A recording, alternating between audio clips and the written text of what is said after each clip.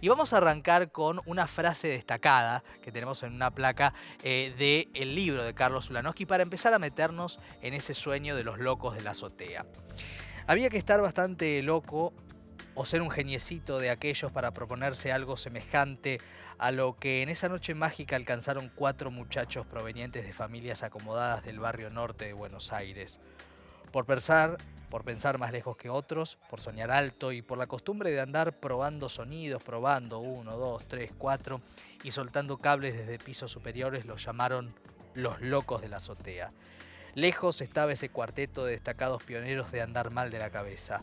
Al contrario, dice Carlos Ulanowski en 36.500 días de radio, un libro fantástico del cual vamos a hablar ahora, y que fue el puntapié inicial de la historia literaria, de la historia hecha poesía, podríamos decir, ¿no? De esos locos de la azotea generando el inicio de la radio, que fue en la Argentina, por más que algunos insisten en celebrar el Día Mundial de la Radio, el Día de la Radio sigue siendo el 27 de agosto, por esa épica que sucedió en la terraza de ese teatro Alvear, ¿no? De ese teatro ubicado en la calle Alvear y que sigue siendo ese teatro Coliseo el inicio, ¿no? Con la ópera Parsifal.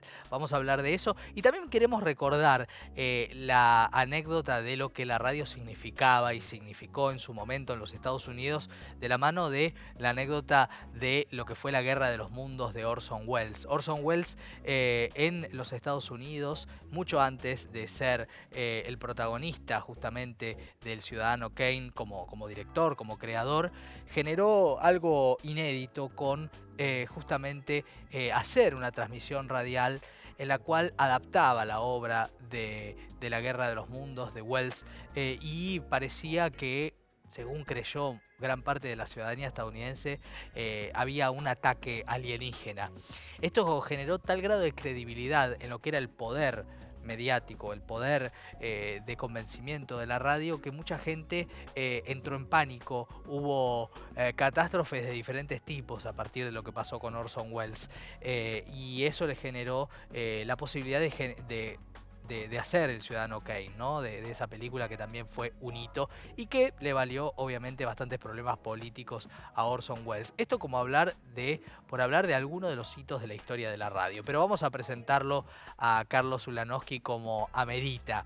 Con un recorrido por su trayectoria de la siguiente manera, hablando de Carlos Ulanowski, entendido como un maestro, escritor, periodista, autor de numerosos libros sobre la radio, la televisión y la prensa gráfica que son utilizados como referencia en universidades y valorados a nivel internacional. Es uno de los periodistas más importantes de nuestro país y es un verdadero maestro para todos nosotros. Acá tenemos su libro 36.500 días de radio. 36.500 días de radio. Un libro fantástico, 100 años, 100 voces y más.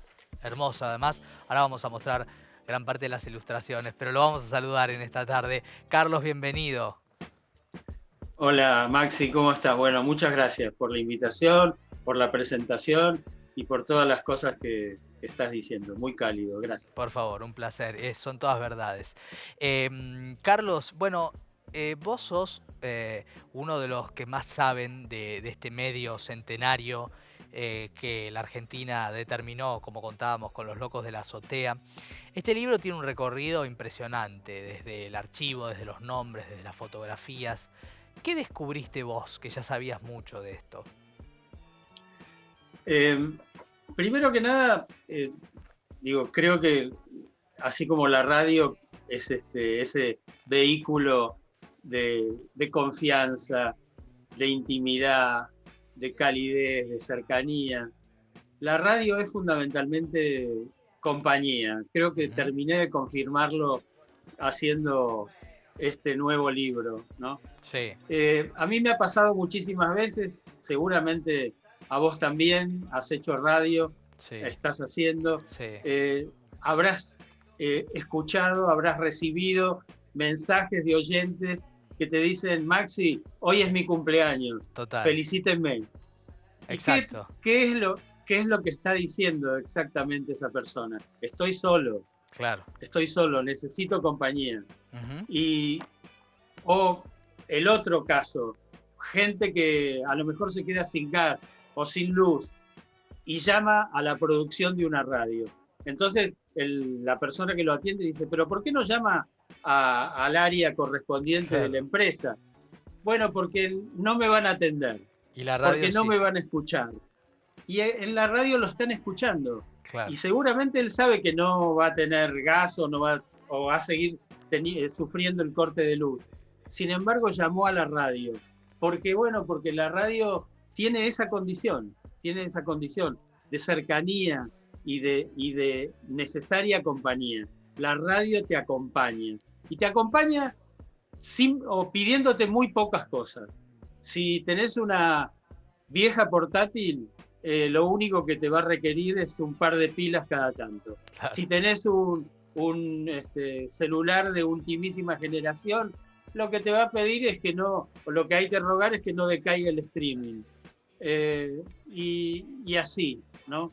Digo, yo todavía sigo usando a la radio de maneras muy tradicionales, como a lo mejor la usaba cuando era chico y me llevaba la radio de baquelita color beige que había en mi casa familiar y escuchaba a la noche el teatro transmitido desde los teatros. Claro. Eso era fantástico, porque además había un relator que te situaba en el escenario y, por ejemplo, si era una comedia reidera y la gente se estaba riendo mucho, para subsanar el efecto del silencio en la radio, que a lo mejor en algunos casos parecía eterno, bueno, el relator, que se llamaba Faín de apellido, decía lo que estaba ocurriendo en el escenario y te tranquilizaba y vos seguías esperando lo que ocurría ahí. Bueno,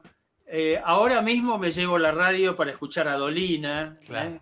o en el 2020 seguí con muchísima atención un programa que iba los lunes, creo que por la Metro, en donde estaban Hernán Casiari, Andy Kuznetsov, Sí. Mercedes Escápola, invitaban a un actor o una actriz a leer un texto de un determinado autor, bueno, y así, todo eso, ¿no? Y Digo, la radio sigue siendo para mí una gran proveedora de fantasía y de felicidad. totalmente, también celebramos que estás haciendo radio por doquier y eso es una muy buena noticia. También lo que tiene este libro, que a mí me parece una joya desde el punto de vista también, no solamente de los testimonios, sino también por otra parte desde la fotografía, desde los pósters, cómo se publicitaba la radio. Hay un hallazgo realmente notable, ¿no? En este libro, Carlos. ¿Qué Sí, cosas? Sí, ahí quiero agradecerle a Verónica Feynman, que fue la diseñadora. La verdad que quedó precioso. Y también a mis hijas que junto conmigo buscaron material, ¿no? claro.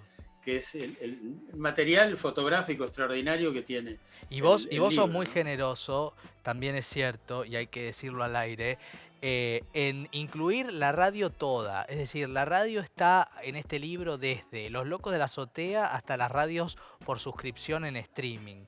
Desde los grandes figuras hasta el reconocimiento a un montón de gente que hace la radio y que no le dan el espacio de radio, el reconocimiento. Quiero decir, los cronistas, los productores.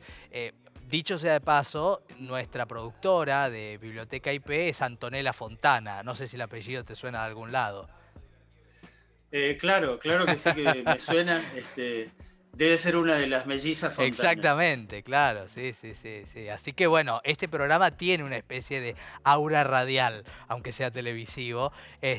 Y además, bueno, pensando en Cacho, pensando en Antonio Carrizo, pensando en esos figurones, ¿no? Que marcaron. Es incomprensible la radio de hoy sin ellos, ¿no? No, seguro, además, en algún momento cuando la radio estuvo en seria crisis y algunos incluso consideraban que esa crisis iba a ser terminal, iba a terminar definitivamente con la radio, llegó una radio, una emisora que fue Radio Rivadavia y una cantidad de programas, ¿no? Radio Rivadavia se reinventó, Radio 24 Horas, radio informativa, el rotativo del aire de Radio Rivadavia, una cantidad de programas con personajes como los que vos mencionaste, Antonio Carrizo y La Vida del Canto, Cacho Fontana y el Fontana Show, Héctor Larrea y Rapidísimo. Bueno, esa radio, más el magazine, más José María Muñoz y las transmisiones de fútbol, y bueno, 3 o 4 cosas más, creo que salvaron a la radio. Le dieron a la radio la confianza necesaria que había perdido a manos de la televisión. Había llegado la televisión privada en 1960, varios canales se apoderaron insolentemente de los grandes géneros de la radio. Claro. Los radioteatros se convirtieron en teleteatros, los noticieros en telenoticieros, bueno, y así. Pero bueno, la radio está muy viva, Está muy viva, y vale la pena también referirnos, porque siempre que hablamos de la historia de la radio hablamos de todos estos grandes genios que nos han marcado. Pienso en otras generaciones por hablar de Lalo, de Bobby Flores, de Pergolini, digo, de la Negra Bernasi, ahora con Tortonese, de diferentes figuras, Dolina ni hablar, Víctor Hugo, dándole al deporte un vuelo que sus colegas quizás no tenían en ese momento, dándole otra identidad política, por otra parte, me refiero a Muñoz y sus adhesiones, pero también hablar de las pequeñas fórmulas de radio que hoy son jóvenes, varones, mujeres, con otras improntas, con otras proveniencias, con otras formaciones que hacen muy buena radio, pero también que son autosustentables, que el público la sustenta. Digo, la radio va encontrando fórmulas notables. Ese es un gran fenómeno actual. Radios como Futurock, El Destape, bueno, ahora se me va de la cabeza, pero un montón de radios que están sostenidas por sus oyentes. Y es un fenómeno muy interesante. Digo, me parece que es casi te diría un gran acto de democracia, ¿no? Sí. Un avance democrático. Es el oyente que dice, me interesa el mensaje de ese medio. No quiero que se pierda. Y en la medida de mis posibilidades, mucho, poco, mediano, voy a apoyarlo para Carlos, que ese mensaje no desaparezca. Sí. Estamos viendo acá una imagen, no sé si podemos hacer un poquito más de zoom, de Dolina con todos sus compañerazos, ¿no? De La venganza será terrible, y este fenómeno que tiene que ver con devolverle a la radio un poco todo lo que tiene que ver con su esencia de los teatros, ¿no? Esto es lo que también logró Dolina, llevar la radio a los teatros, claro. Que la gente a las 12 de la noche se meta en un teatro, solo Dolina lo logró. Y no solo eso, sino que evoca a que todas las radios, en la época de oro de la radio, tenían auditorios, algunos claro. muy grandes, como el que tenía Radio El Mundo, con capacidad para 500 personas, o más chicos, ¿no es cierto?, como la que podía tener Radio Porteña o Radio del Pueblo. Pero la gente se vestía, se iba al centro, se iba allí donde estaban las emisoras, a ver el espectáculo de la radio en vivo. Querían ver a las figuras, esas claro. figuras a las que escuchaban y que le habían de alguna manera hecho la cabeza, ¿no? Sí. Mi abuela me lo cuenta eso, ¿sabés qué? Mi abuela Rosita, que iba con su madre a Radio El Mundo, ¿no? A Radio Municipal, que es donde está ahora Nacional, ¿no? Es municipal originalmente. No, El Mundo. Radio El Mundo. El Mundo. Radio El Mundo. En Maipú 555. Claro, la histórica radio. Y ella iba a un café que estaba por entonces enfrente de la radio de El Mundo a ver a esas figuras. Digo, había como un folclore muy, muy particular ahí, que ahora se da desde otro lugar. Digo, ahora pasan cuestiones singulares, ¿no? En este tiempo, estos son años de muchos cambios en las radios, figuras que arman radios nuevas, ¿no? Gente que le encuentra improntas bueno, la radio por internet, la que es exclusivamente por internet, ¿no? Es como que la radio es infinita. Sí, sí. Pero aparte, digo, antes, cuando terminaba un ciclo de radioteatro y había sido exitoso, los elencos salían de gira por los barrios o por los pueblos.